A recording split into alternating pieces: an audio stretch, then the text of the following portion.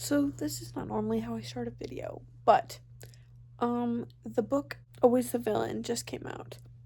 It is the sixth book in the Vitaly series. You might have seen my review, not my review, but my um discussion of the entire Vitaly series. Well, the sixth book just came out, and I desperately need to read it. So, um, hi, my name is Bella, and this is my reading of the sixth and final book in the Vitaly series. Always a Villain. Okay, I barely started. Okay, 2 pages in. This man is 54. Which is like, okay, whatever, he's 54. Benito, his oldest son, is 38.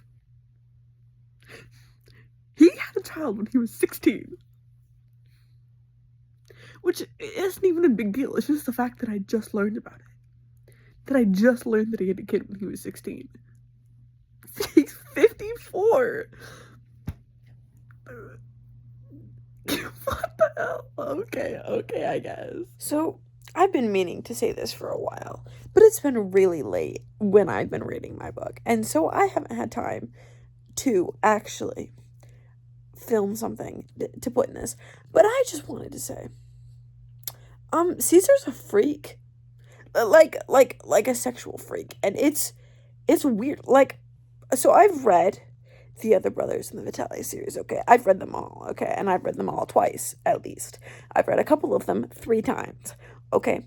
And he is by far the freakiest one. I think currently I'm like 9 chapters in, but the moment I realized he was a freak, I was 4 chapters in. Because these brothers, they're freaky, right? They're freaky. This man is on another level. It is wild. I was sitting in class actually reading my book on my phone, and I was sitting there like, because I couldn't believe what he was doing.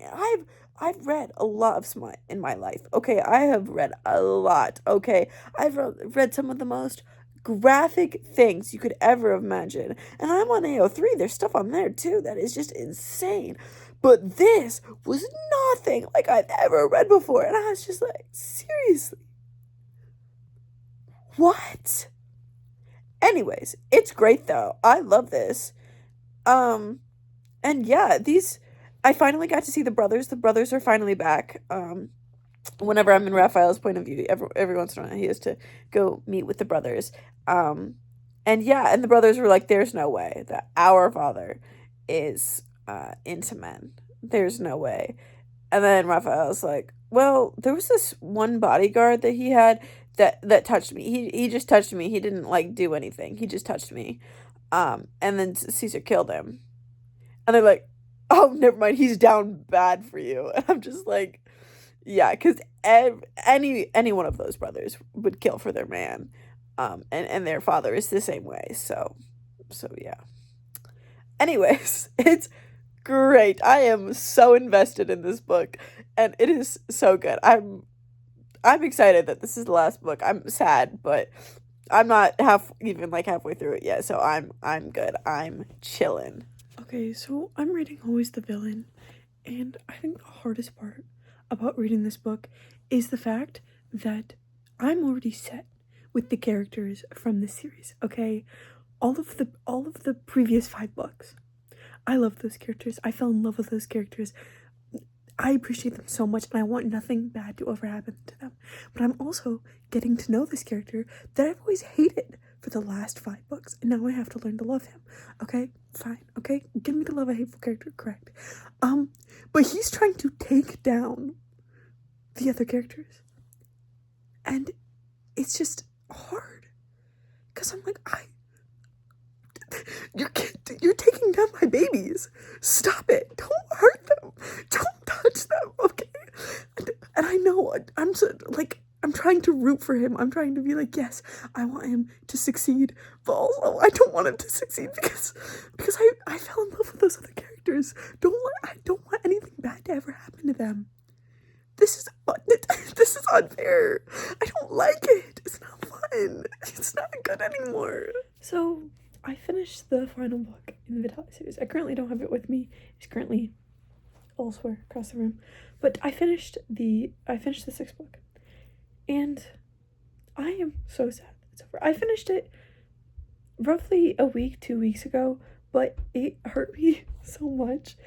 I need to process it. I need time to process. So I have fully processed everything. And it was genuinely so good. It was so good. So basically the plot of the book, was Caesar, he's the dad of the 5 Vitaly children, and he found himself a lover. He had been chasing women his entire life, and he finally found a man that made him feel the way that he wanted those women to make him feel. He didn't know that he could fall in love. He thought love was fake, and he thought all of his children were like lying to him when they're like, we're in love. And so he finally found love with Raphael. And the most surprising part of this entire book is the fact that Raphael is Benito's, which is Caesar's oldest son's, that's Benito's uncle. Which is weird, because Raphael is several years younger than Benito. So the way this works is that, Raphael's mom was like 16 when she got pregnant with him. And she got pregnant by like a way older man. And his dad like knew about him but like didn't care about him, but then his mom died. Raphael's mom died, and he was sent to go live with his father and his father took him in because he was like, well, I'm gonna get paid for it, so that's what he did. So he took him in, and it turns out he actually had an older sister who was 24, I think closer to 24 years older than him, which is quite a bit older. But his stepmom, he moved in with him when he was like 12, maybe a little bit older. But his stepmom and his dad did not like him. And so as soon as he could get out of there, he did. And his dad also was not very happy when he came out as gay and wanted him out of the house, but he couldn't. So, but eventually he got out of the house. And then one day when he was like 16, his dad had sent some bullies to go beat Raphael up. And they did, and then Caesar had saw them, and Caesar was like in his like probably late 20s, and then late 20s, early 30s, and then he beat all of them up for him, and then he never saw him again. But Raphael was always like, I'm going to marry that man. I'm going to get that man. So he went to a brothel, and he started working at a brothel and met Caesar, and then he kept getting Caesar to come with him, and then he's like, how can I like make this work stronger? And he met Benito, and he started working for Benito. Eventually he stopped working for Benito because he was bad at his job. But honestly, that's like the main plot of the book. And a ton of things are happening to Caesar, and a ton of things are happening to Caesar, and they think that it's the Vitaly brothers that are doing it to Caesar. And a ton of things are happening to the Vitaly brothers, and the Vitaly brothers think it's Caesar doing it to them. But they won't talk to each other, so they don't know that this actually has nothing to do with it. And it turns out that it was actually Caesar's cousin who came and who was doing all this stuff to both of them, because he wanted the throne. He wanted the Vitaly throne because he doesn't think Benito could have it because Benito isn't fully Italian. So he's only half Italian, so he's like, he shouldn't get it, but he should because he's actually a really great leader. And then also, okay, so the actual way that they're related, I skipped that part. The way that they're related is, so Benito's mom is the older sister of Raphael. So it's the age gap there, but yeah, so that's how they're related. So it's weird. So it's like, well, it's still, I don't know, it's off, but it's really cute. It's lovely. It's quite a bit of an age gap, but that's nothing new to me. Jin is in a giant age gap, and so is Paulo. So I'm used to it by now. I'm just like, okay, whatever, you do you, I don't care. But yeah, it's really good.